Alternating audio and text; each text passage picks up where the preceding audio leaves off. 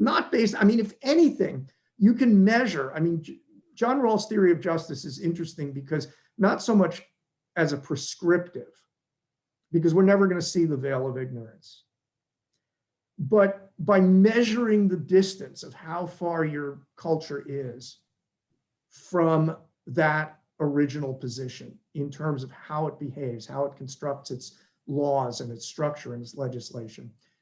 And right now, it's very, very obvious. The tax bill being a perfect example. I mean, people are writing laws and making procedures. An even better example, voter suppression. How do we make the rules around voting? We make them in such a way that our side wins because your side can't vote. That is as far from the veil of ignorance as you could possibly get.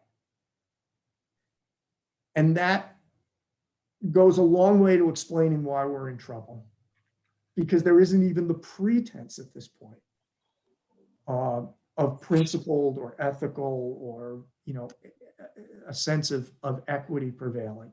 It's how do we advance the interests of our side, period.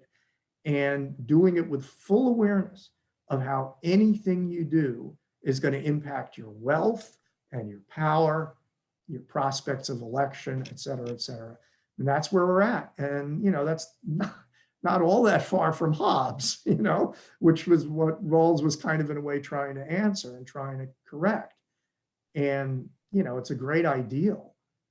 And we've really drifted. Well, let me just finish up because so first off, I think like you said about like, you know, one side can't vote, like the veil of ignorance. When Georgia deliberately put paperless voting machines that you couldn't recount. And I said, you would never do that if you didn't know the fix was in for your side. Because again, the veil of ignorance, you have no way of knowing who actually won the election. No one would put themselves in that position as a politician unless you knew how it was going to break out. Yeah, we've been making that argument all along. We've been saying when Mitch McConnell and Bob Ney and Blunt, Roy Blunt, you know, ginned up Hava, that but that's never do ones. that from the veil of ignorance. You'd never. But that's electronic ones that could have a paper trail.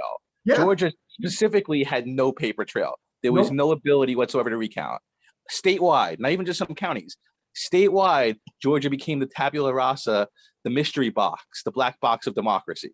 Yep. And it went Republican. Years, I mean, it basically on a dime, it went Republican. Now, some of that was demographic, you know, organic change. But again, as you say, why would they put this in if they didn't feel that they had the inside track to control? It's Big Julie and Guys and Dolls removing the spots on the dice for luck. Yeah. But don't worry, he remembers where they are. I remember where they are. 10.